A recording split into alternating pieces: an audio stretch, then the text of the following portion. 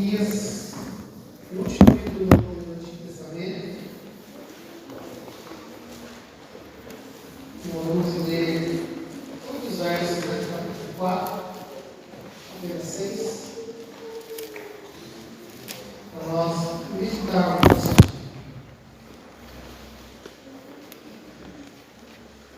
Amém? Diz assim: pois eis que vem o dia, queimando como fornalha, todos os soberbos e todos que praticam mal serão como a palha. O dia que vem os queimará, diz o Senhor dos Exércitos, de modo que não lhes deixará nem raiz, nem ramo. Mas para vocês que temem o meu nome, nascerá o sol da justiça, trazendo salvação nas suas asas. Vocês sairão e salvarão como bezerros soltos da estrebaria. Vocês pisarão os ímpios, pois eles se farão cinza debaixo das plantas dos pés de vocês. Naquele dia que prepararei, diz o Senhor dos Exércitos, lembre-se da lei de Moisés, meu servo, a qual prescrevi em Horebe para todo Israel, a saber, para todos os juízos. Eis que lhes enviarei o profeta Elias, antes que venha o grande e terrível dia do Senhor. Ele converterá o coração dos pais aos filhos e o coração dos filhos aos seus pais, para que eu não venha e castigue a terra com maldição. Amém? Podemos orar em nome de Jesus? Pai amado, Pai santo, Pai querido, oramos a Ti, pedimos que o Senhor ilumine o nosso entendimento para compreender a Tua palavra, que o Senhor nos dê graça para praticar essa verdade sobre nossas vidas. Assim nós oramos em nome de Jesus. Amém. Pode se sentar em nome de Jesus? Pai, irmãos, vamos lá. A gente precisa, antes de a gente entrar no capítulo 4 assim, preciso só fazer uma visualizar rapidamente de Malaquias é aquilo que Malaquias está denunciando. O livro de Malaquias é muito conhecido, né, irmãos, pela parte dos dias das ofertas, né? E, infelizmente, durante alguns anos, algumas lideranças da nossa nação utilizaram esse texto até de forma equivocada, né? Mas ele é muito mais do que isso, aliás, ele é excessivamente mais do que isso. Primeiro, irmãos, em relação ao tempo do profeta Malaquias. O profeta Malaquias, irmãos, ele profetiza pós-cativeiro babilônico. Ele é um dos profetas que profetiza quando o povo volta do cativeiro babilônico. Há dois outros profetas registrados na Bíblia, que é Ageu e Zacarias. Ele profetiza ali, mais ou menos na época do Esdras, Neemias, na reconstrução de Jerusalém. Então, se algum dia você se interessar em ler os livros da Bíblia, mais ou menos dentro de um contexto histórico, você for ler o cativeiro babilônico, a volta, então você vai ser obrigatoriamente pegar o livro de Neemias, pegar o livro de Esdras, você vai precisar ler Ageu, você vai precisar ler Zacarias, você vai precisar ler Malaquias. São os livros que estão compostos dentro desse período de tempo que é o retorno de Israel do cativeiro de Babilônia. Então, mais ou menos são esses livros que vocês vão precisar ler e aí você vai entender melhor o que está acontecendo.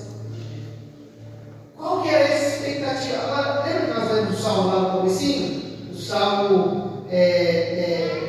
que nós acabamos de ler, ele vai expressar uma oração, né? Salmo 137, vai expressar uma oração.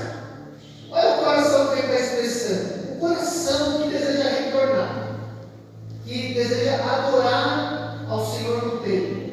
Ele se nega a cantar no cativeiro, ele se nega a se esquecer de Israel, ele se nega a adorar em um lugar que não seja de Israel.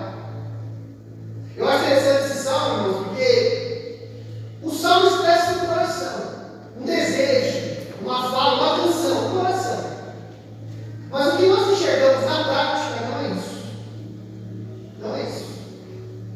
Você vai encontrar outros salmos, você vai encontrar outras passagens em que o povo de Israel ele afirma o seu amor por Jerusalém, eles afirmam o seu amor pelo templo, eles afirmam o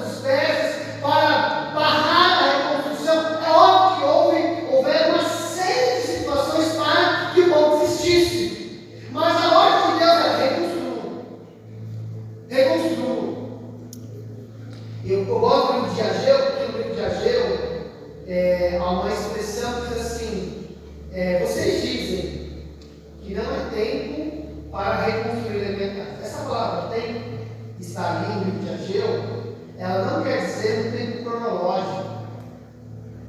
O que eles estão dizendo não há evidências ou sinais que nós devemos reconstruí-los. Irmãos, Israel estava assim tomado de evidências.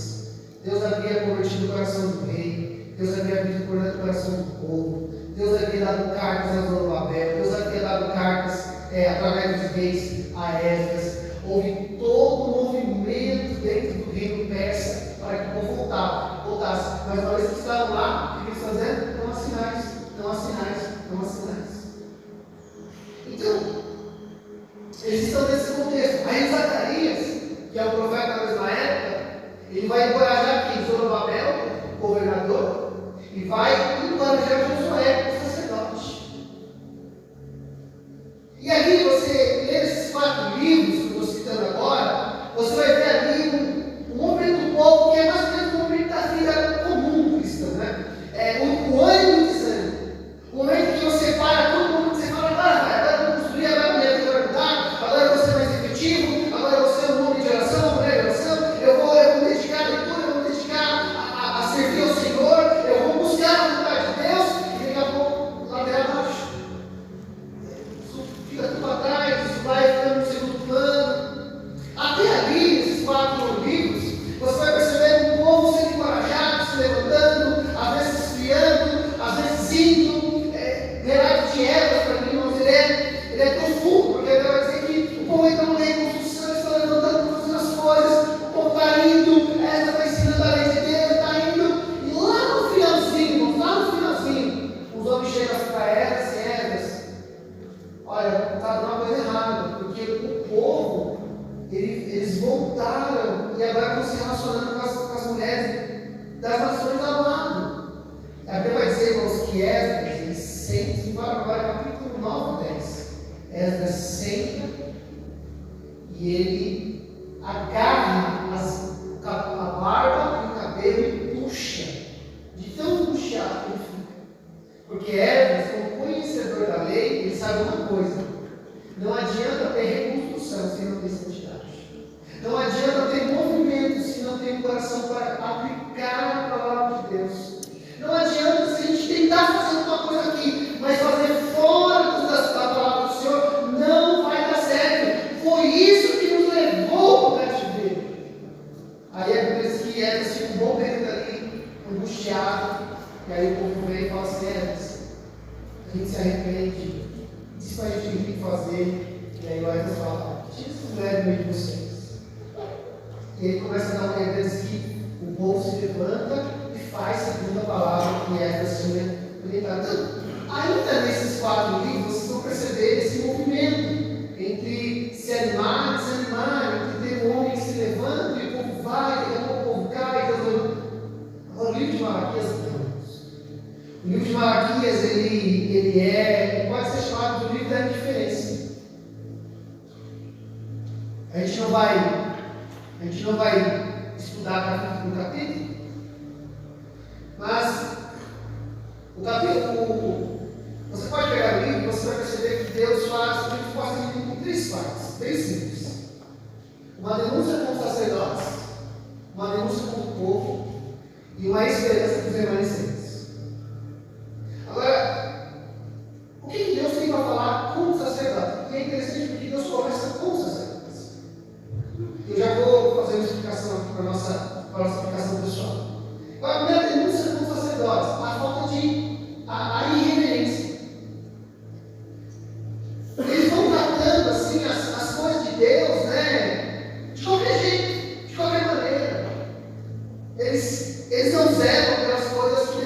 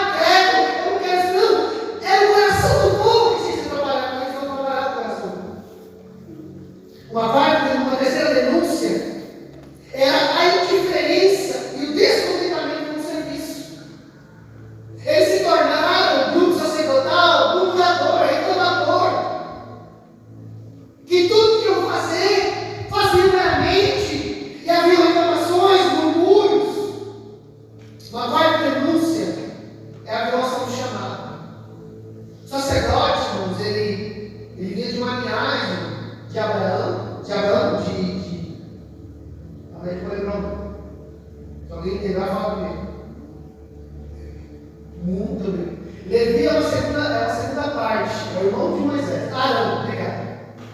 Eles vieram de uma linhagem de Arão, e da linhagem de Arão se levantou a linhagem de Levi. Então, eles eram levitas. E depois de um tempo, irmãos, os sacerdotes só seriam exercidos pela família de Zorobabel, que era a mesma linhagem.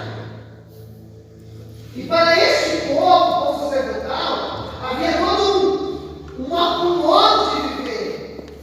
Eles eram preparados desde a infância para isso. Eles eram preparados desde os 6 meses para aprender a lei de Deus, para aprender os rituais, para exercerem seu povo. Então eles eram totalmente preparados para isso. Mas o que está acontecendo? Eles estão tratando tudo isso como escravos. Isso é sacerdócio. Depois que Deus denuncia o problema do sacerdócio, Deus não vai falar com o povo. Quais são as denúncias de Deus para com o povo? A infidelidade conjugal. A forma como eles estavam contraindo o casamento ou lidando com o seu relacionamento conjugal era uma denúncia de Deus. Há 2 comportamentos aqui que é registrado no profeta Malaquias. O primeiro é buscar casamento fora dos termos de Israel. É buscar fazer aliança e casamentos fora da linhagem de Israel. Qual que é o problema nisso, irmãos? É que a pessoa com quem você se relaciona lá fora, denunciado por Malaquias, ela vai vir com os costumes de lá. Ou seja, é um alto potencial de entrada para a adoração de outros deuses, para que outros cultos estabelecessem e corações fossem desviados da presença de Deus. Então Deus está denunciando isso. Uma segunda denúncia é que para contrair novo casamento, o que estavam fazendo? Estavam abandonando o casamento atual. Eles estavam cargos de repúdio, liberados dos casamentos e contraíram um novo casamento. Então Deus denuncia. Como vocês fazem isso? Como é que vocês reagem a esse tipo de comportamento? Vocês não podem. O segundo passo, irmãos, a segunda denúncia contra o povo é o ceticismo, a descrença, a incredulidade. É não mais se enxergar, é já não mais se ver governado por Deus, já não mais acreditar nas suas ações, nas suas misericórdias, no seu amor, é se distanciar de qualquer verdade, de cuidado, amor, esperança, promessa de Deus. Esse é o coração do povo. Percebe, irmãos, que aqui em Malaquias faz uma denúncia diferente de Ageu, de Zacarias, de Neemias e de Esdras, porque lá eles estão trabalhando no ânimo do povo. Aqui não, aqui o povo é indiferente. Uma terceira denúncia contra o povo na verdade, o fim de tudo. Porque uma vez que você se acostuma a quebrar alianças conjugais, e uma vez que você já não enxerga mais em Deus um governo amoroso, bondoso, provedor, há uma consequência direta, e ele denuncia essa consequência qual que é? A falta de cuidado com as coisas de Deus. E aqui sim, Deus faz a denúncia contra a falta de dízimos e ofertas na sua casa. Por isso que eu falo, meus queridos, uma vez, não é meramente uma denúncia à falta do dízimo da oferta, não. Ele vai fazer toda uma construção, por quê? Porque a falta de um sacerdócio real, a falta de um sacerdócio verdadeiro, a falta de homens que ensinam segundo a verdade, contra um povo que está quebrando alianças, que está quebrando princípios, qual que é? É a falta de fé diante de Deus. Nós não temos que ofertar, irmãos, se não há ensino. Nós não temos que dar a Deus se o coração já não se inclina para Deus. Nós não temos mais o que cumprir alianças com Deus, se uma vez que nós quebramos todas as outras demais alianças. Então, na verdade, irmãos, Deus faz a denúncia pela construção e não pelo ato. Então, toda essa construção, e aí, irmãos, olha, a gente não tem tempo de trabalhar, mas se os irmãos olharem, cuidado com a questão das ofertas, uma parte do que era ofertado, porque oferta, irmãos, ela é padrão. Pastor, eu vou ofertar para a igreja. Você não oferta para a igreja. Nós não ofertamos para o Brasil para Cristo, nós não ofertamos para a Assembleia, nós ofertamos para Deus. A oferta é do Senhor. Só que dentro dos critérios de Deus, o que acontece? Do valor que é ofertado, uma parte vai para cuidar do sacerdotal. Essa premissa permanece. Então,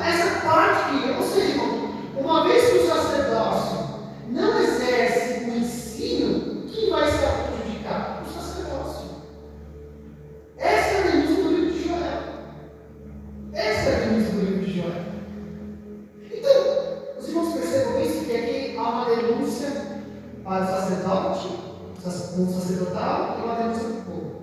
Agora, permita-me trazer para o nosso tempo, porque nós não temos hoje uma divisão entre povo e sacerdote. Nós, os sacerdotes, somos os obreiros, não somos obreiros. Os obreiros não são sozinhos os sacerdotes de Deus.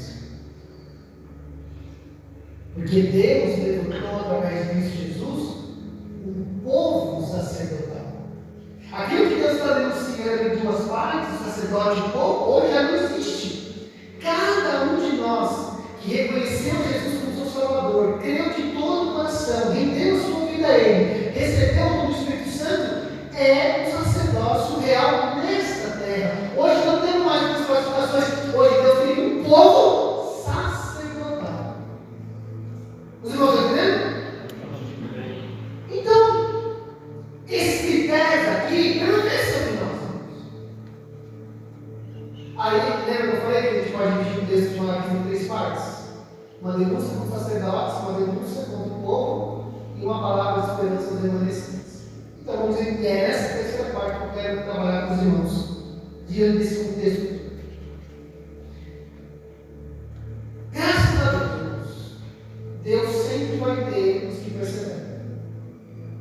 Deus sempre vai ter aqueles que, mesmo das situações mais diversas, mesmo nos contragostos, mesmo quando todo mundo está apontando para um lugar que não é bom, existem pessoas, homens e mulheres, que permanecem diante de Deus. Louvado seja Jesus. E Deus tem uma palavra para esse tipo de gente. Deus não se esquece dessas pessoas. E aqui no livro de Malaquias, diante desse tanto de construção, imagina o povo voltando e sobre eles a ideia de reconstruir, de levantar, de fazer alguma coisa diferente, de já não andar no caminho dos seus pais lá no passado, que levaram o povo ao cativeiro. Agora eles têm a oportunidade, pela experiência, pela didática da vida, de reconstruir de forma diferenciada. E aí o povo chega naquele lugar e eles veem Deus levantando gente, Deus concedendo graça diante dos reis, e eles começam a construir. E daqui a pouquinho, o que eles veem, o que eles enxergam? Um povo desanimado, um povo que não quer levantar, um povo que não quer construir, um povo que cantava lá na Babilônia sobre voltar e construir, mas uma vez que tem a oportunidade de fato de fazer alguma coisa, não faz. E aí tem um grupo de gente com o coração de Deus, com o desejo de fato de construir, de colocar a mão na obra, de fazer as coisas de Deus, de realizar a vontade de Deus. E ele está olhando para a nação e está vendo que o coração do povo não é assim. Que eles vão ter muitas dificuldades naturais de se fazer alguma coisa fiel a Deus, contundente a Deus, relevante a Deus. Eles vão encontrar a dificuldade no meio dos seus. As mãos que deveriam ser colocadas ao lado para construir vão ser as mãos que vão desanimar e vão fazer com que alguém que está trabalhando se esforce um pouco mais do que alguém não está fazendo. Mas eles permanecem. Eles se negam a reconstruir. Eles se negam a parar de construir. Mesmo tendo que trabalhar dobrado, quadruplicado, quintuplicado.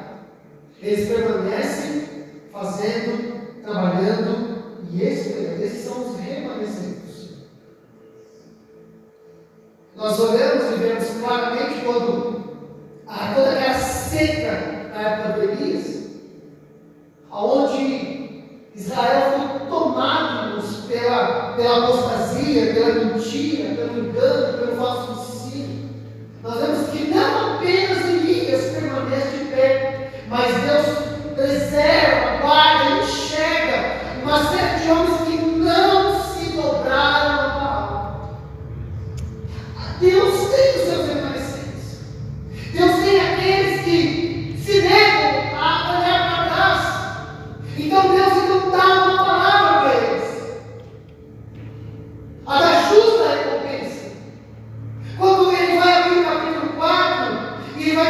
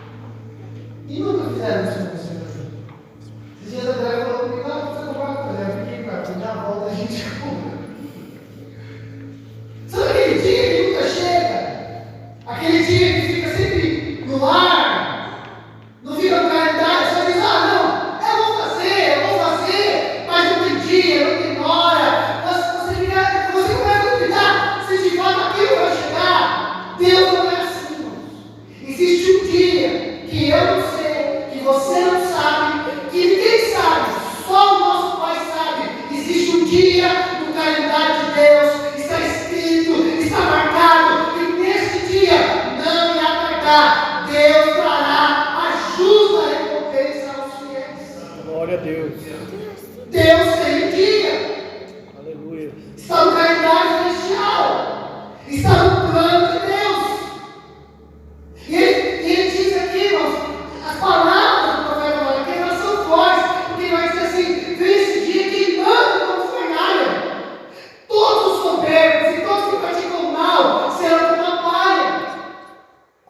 Ele vai dizer que esse dia, irmãos, que vem o Senhor, que vem ardendo como fogo, é o dia, irmãos, em que os maus, ou o mal, ele será tirado. A gente tem que ter isso muito claro na nossa cabeça, irmãos, para que a gente não venha sucumbir com os nossos dias. Porque os nossos dias são maus. E quando a gente começa a ter aquela perspectiva de que o mal nunca cessa, o mal nunca acaba, as coisas más nunca deixam de chegar, as más notícias nunca deixam de ser anunciadas, porque elas continuam acontecendo. Quando você não tem a perspectiva de que isso um dia vai findar, o coração pode desanimar. Então Deus está dizendo: tenha paciência. As más notícias vão cessar. Os males vão passar. Os olhos já não verão o mal, os ouvidos já não receberão o tipo do mal, e já não haverá notícias más, porque o Senhor vem, o seu dia vem como uma fornalha queimando tudo isso. Um dia, guarde isso bem no seu coração. Um dia, todos os males deste mundo, tudo que nós vemos, desagrada o coração de Deus, e consequentemente, porque nós temos o Espírito Santo que é de Cristo, nos desagrada. Um dia, tudo isso terá um fim. Glória a Deus. Só acabar. Só a situação. Ele vai continuar dizendo: mas para vocês, os que temem o meu nome, nascerá o sol da justiça, trazendo salvação nas suas asas. E neste dia vocês sairão e saltarão como bezerros soltos da estrebaria. É exatamente, irmãos, a promessa de Deus basicamente toda a Escritura, quando ele vai dizer sobre isso: aquele que vai levando a preciosa semente, caminhando e chorando, certamente voltará alegre com seus feixes. É a certeza de que hoje é dia do mal. Hoje é dia de ver, olhar para o lado e ver a mão desanimada, ver o coração caído, ver os olhos cabisbaixos. Hoje é dia de olhar e ver o semblante sem vigor. Hoje é dia de olhar para o mundo e perceber que o mundo vai de mal a pior. Mas existe um dia em que o mal cessará, e nesse dia vai nascer a luz da justiça na minha cabeça, vai trazer salvação em suas almas, e neste dia está reservado para a alegria daqueles que temem a Deus. Se há um dia para o mal acabar, se há um dia para as notícias más acabar, se há um dia para o mal deixar de continuar construindo, esse mesmo dia é marcado pela alegria daqueles que temem, Glória a Deus. daqueles que permanecem, daqueles que não ficam desencorajados. Verso 3 vai dizer: vocês pisarão os muros, pois eles serão cinzas debaixo das plantas dos pés de vocês. Naquele dia que preparei, diz o Senhor Deus. Eu acho interessante essa expressão que Deus dá aqui, quando ele vai falar que vocês pisarão os muros. E o mais interessante, irmãos, agora entenda, porque a linguagem bíblica, ela é uma linguagem pesada. E tem seus motivos, porque isso aqui é o caráter de Deus. Deus é justo. Deus dará a cada um segundo as suas obras.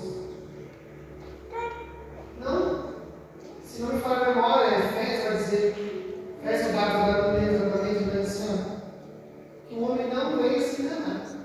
Porque aquilo que o homem plantar, com certeza ele colherá. Agora, quando ele vai dizer que os justos pisarão os ímpios, não é porque nós vamos subir a cabeça de alguém. É porque Deus fará o mal tão rasteiro, que naturalmente nós passaremos. Não é um sentimento egoísta.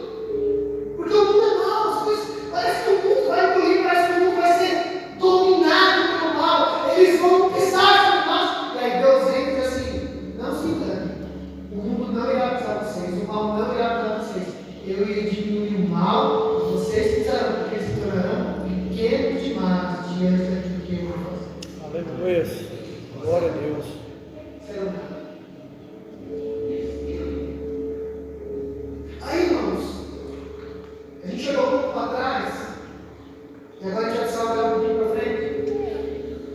Porque Malaquias, irmãos, ele é o último profeta do Antigo Testamento. E Israel, ele está às margens de entrar no período mais silencioso de Deus. Israel está prestes a entrar no período de absoluto silêncio profético.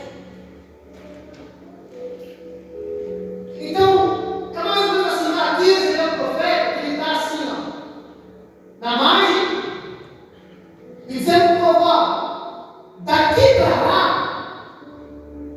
daqui para frente, todo Israel vai ficar durante um período de tempo sem ouvir a voz de Deus através dos profetas.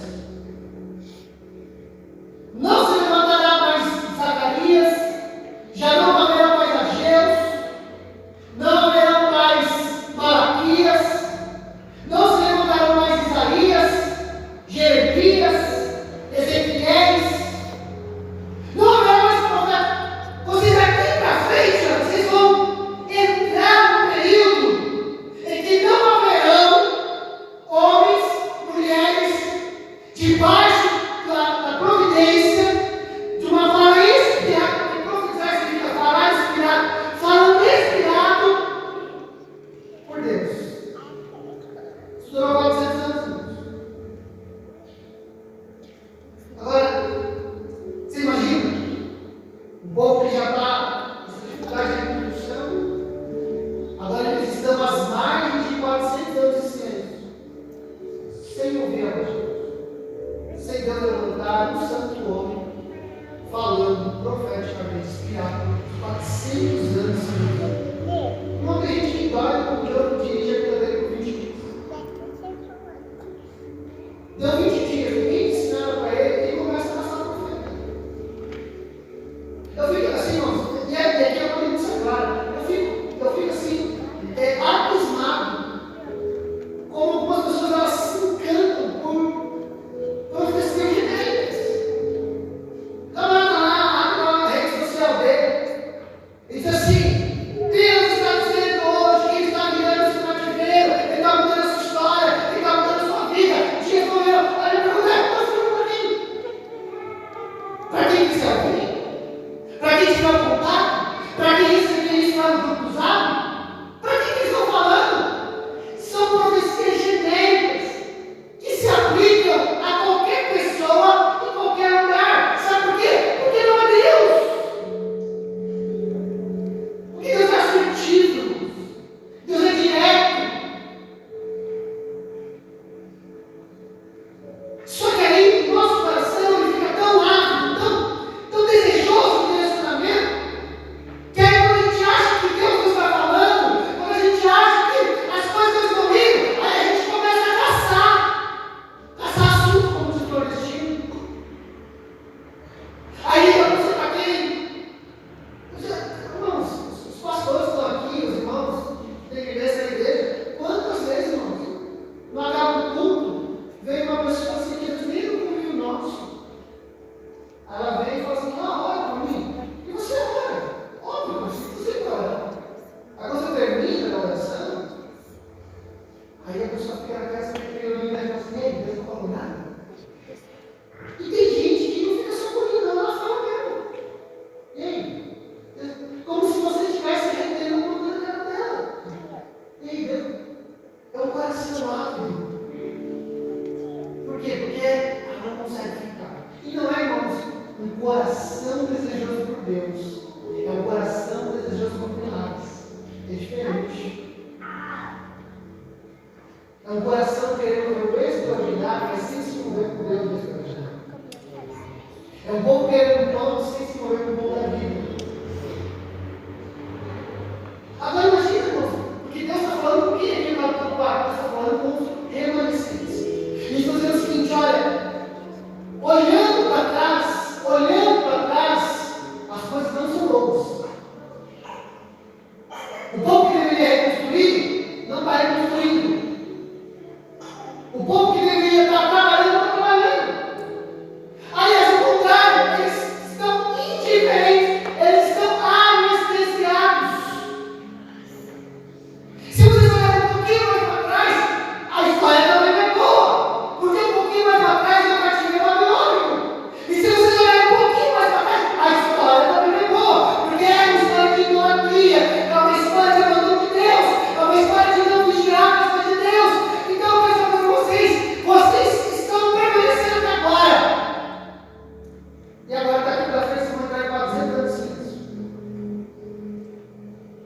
E aí Deus dá duas instruções.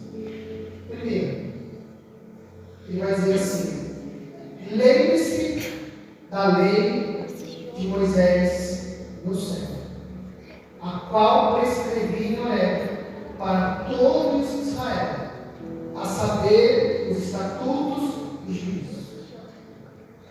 O que Deus está dizendo, e serve para nós, em dias em que parece que tudo está descomunizado, em dias que parece que as coisas não estão como deveriam estar, e há um silêncio,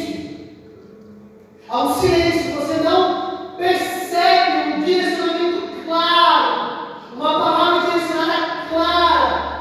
Nesses dias, o que eu tenho que fazer nesses dias? Nesses dias que parece que não há resposta, que não há caminho, que nada me leva a conclusão. O que eu tenho que fazer?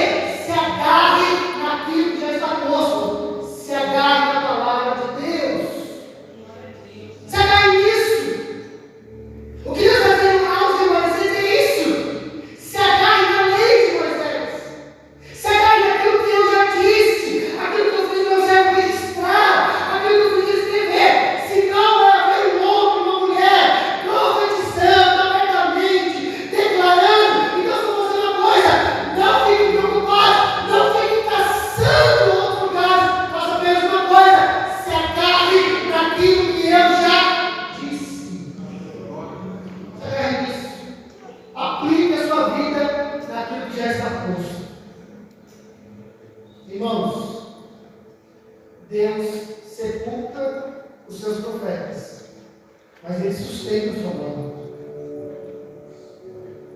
Os inspirados pelo Espírito Santo têm seus dias contados e se vão, mas o Espírito que inspira permanece. Então Deus está dando uma ordem clara aqui. Nos dias em que parece que está tudo desorganizado, nos dias em que parece que há um silêncio, falta de direção, faça uma coisa: olhe para tudo aquilo que eu já disse e para tudo aquilo que eu já fiz, tudo aquilo que eu deixei registrado, guarde no seu coração, olhando para a minha lei. Lembra do sermão profético de Jesus, Mateus? Ele fala exatamente sobre isso. Nossa, nesses dias, muitos sairão e dirão: o Cristo está ali, o Cristo está lá, o Cristo está nesse lugar. Qual é a palavra de Jesus? Não vão a esses lugares. Não corram. Não estou lá. Eu não estou lá. O que ele está dizendo? Ouça o que eu estou dizendo para vocês. Guardem aquilo que eu estou colocando diante de vocês, e aquilo que eu estou falando, aquilo que eu estou dizendo. É nisso que você tem que perseverar. Você quer resistir ao dia mal, você quer lidar bem com a adversidade, você não quer desanimar com as mãos, você não quer parar seus pés, você não quer se entregar à maldade. Então faz uma coisa: pega os teus olhos, pega os teus ouvidos, pega o teu coração e coloca na palavra de Deus. Cria nela, confia nela, firma o teu passo, firma o teu coração, firma a tua família, firma a tua fé naquilo que Deus já falou, naquilo que Deus já fez, porque isso vai fazer existir o dia mal. Aleluia. É isso. Glória a Deus. É isso. E é exatamente isso que Deus está dizendo para esse povo. Olha, agarrem-se na minha palavra. Fiquem nela. Ela vai sustentar vocês. Aleluia. Ela vai ajudar vocês. Mas aí, irmãos, Deus vai dar uma segunda palavra. Verso 5. Ele vai dizer assim: eis que enviarei o profeta Elias, antes que venha o grande e terrível dia do Senhor. Se por um lado, irmãos, Deus está dizendo para eles: olha, vocês que estão resistindo, vocês que estão perseverando, vocês que estão se agarrando, vocês que não querem parar.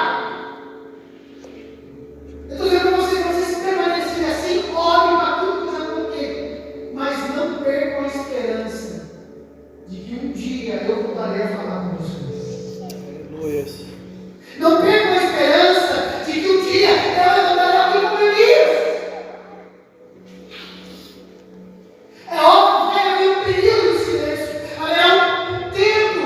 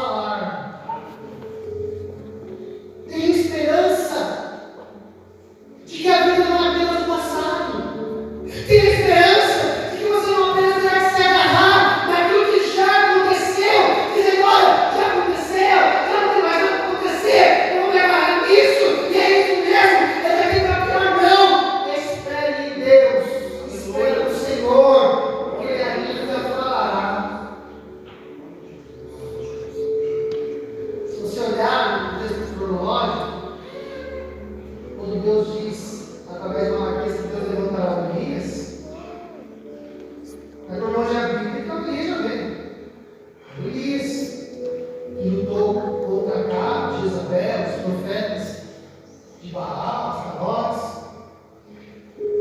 Mas Deus não está falando da pessoa em si. Não era o Elias como pessoa. Ele estava falando do tipo de profeta que ia levantar no juízo. Meus irmãos, olhando a Bíblia, o próprio Jesus falando, quem era o Elias que Deus levantaria? O João Batista.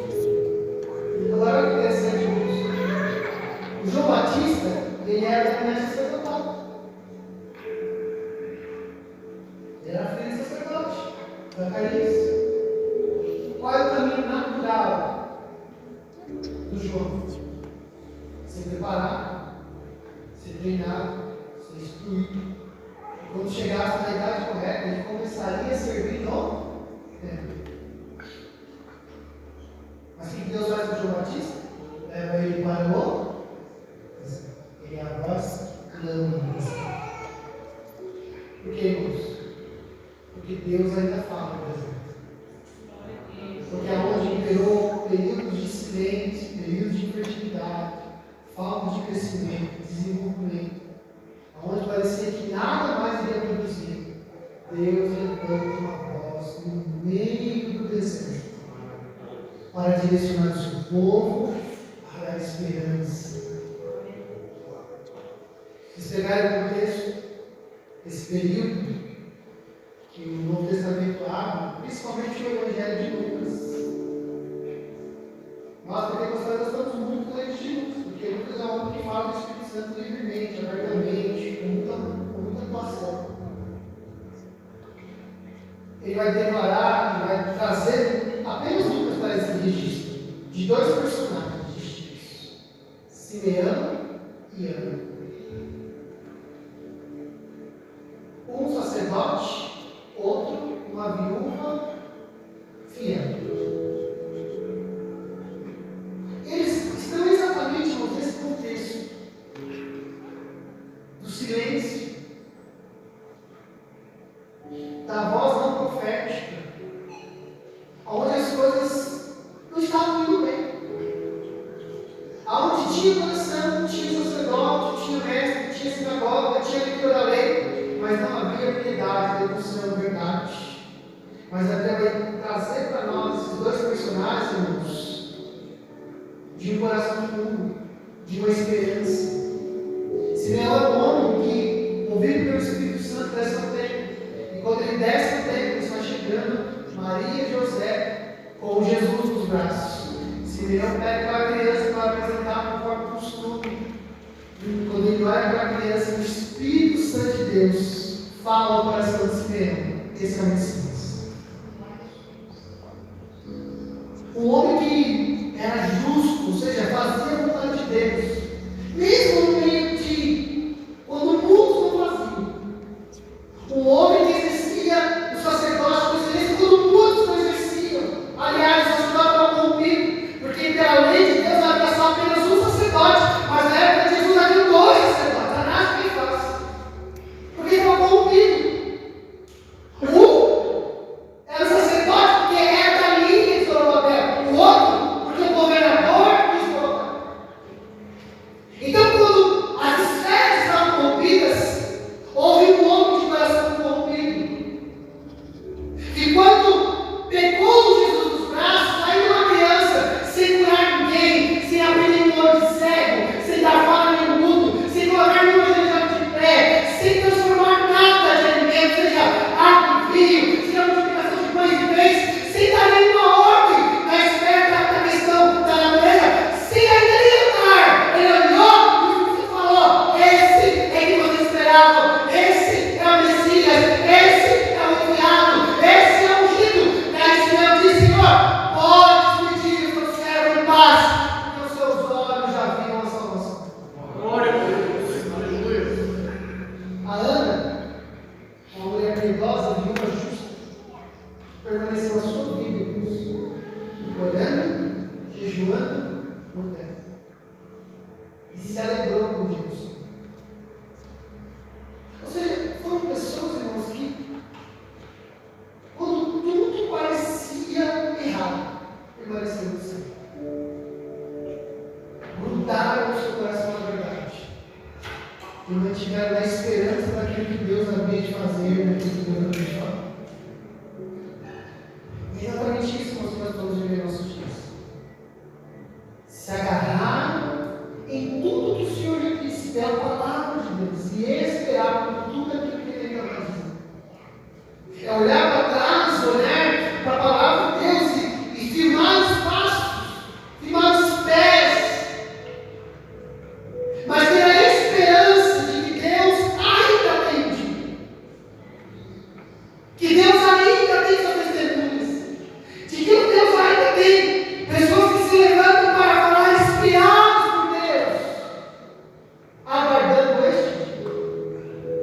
este dia, em que o Senhor trará a este mundo a justa recompensa. Em resumo é isso. Nos dias maus, em que parece que muita gente não quer, em que as pessoas andam de mal a pior, e alguns estão deixando as mãos cair, enfraquecer, fortifica-te na palavra de Deus, se apega nela, confia no Senhor que disse, mas mantenha ouvidos abertos, dispostos a ouvir aquilo que Ele ainda há de dizer, e permanece no Senhor. Não deixe o seu coração ser anestesiado. No período de Malaquias, o coração do povo era o coração anestesiado. Nada fazia efeito. Tinha sacrifício? Tinha serviço sacerdotal? Tinha ou não tinha oferta? Tudo era indiferente. Não permita o seu coração entre na indiferença. Guarde o coração naquilo que Deus disse. Tenha esperança naquilo que Deus ainda vai dizer. E espero que existe um dia no calendário de Deus para fazer a justa recompensa aos fiéis. Aleluia. O Senhor me eu e ser fiel nesse dia em nome de Jesus. Aleluia. Amém? Podemos orar em nome de Jesus. Vamos falar com Deus. Vamos pedir que o Senhor nos dê essa graça de permanecermos no Senhor, de nos agarrarmos naquilo que o Senhor já disse, já falou, está claramente registrado nas Escrituras, sinal da esperança de que Deus ainda levanta homens, mulheres, inspirados por Deus para nos direcionar. Amém? Vamos orar em nome de Jesus. Pai, nós oramos a Ti nesta manhã, para que tenhamos no nosso coração esta palavra, Senhor. A minha oração, Senhor amado, quanto igreja é esta. Que o Senhor nos ajude a conhecer aquilo que o Senhor já disse, afirmar o nosso coração daquilo que o Senhor já colocou. Oramos, ó Pai, piedosamente para que o Senhor, ó Pai, estabeleça o nosso coração na Tua presença. Que o Senhor estabeleça o nosso coração diante do Teu altar. Que a gente conheça as palavras que foram ditas, que nós venhamos conhecer a Tua palavra, que o Senhor permitiu ser registrado. Que o Senhor nos ajude, Senhor amado, a conhecer e firmar o nosso coração e firmar os nossos passos em tudo aquilo que o Senhor já disse, em tudo aquilo que o Senhor já falou, em tudo aquilo que o Senhor já estabeleceu como verdade nas nossas vidas, mas não nos permita, Senhor amado, não conduzir a nossa vida sem níveis de esperança, sem ouvidos abertos, porque nós sabemos que Deus ainda fala, que Deus ainda direciona, que Deus ainda inspira homens e mulheres para direcionar, para falar, para dar um caminho, uma direção, para dizer o que Deus deseja. E a minha oração é essa, que o nosso coração se firme no que o Senhor já disse, e que os nossos ouvidos sejam atentos para aquilo que o Senhor ainda há de dizer, ainda há de falar, e que haja no nosso coração devoção, verdade, e caminhar nisso até o dia em que o Senhor já pré-estabeleceu de dar a recompensa aos seus fiéis, aqueles que verão a salvação chegar, a luz da salvação chegar, a salvação vir voando sobre asas, e nós receberemos a justa recompensa de uma vida, Senhor, que não retrocedeu, que não parou, que não desanimou, mas continuou firme e fiel na Tua presença. É minha oração, Senhor, que o Senhor nos encontre firmes, fiéis, frutificando para a glória de Deus Pai. Em nome do Senhor Jesus Cristo. Amém. E graças a Deus. Você pode fazer o seu forte, irmão?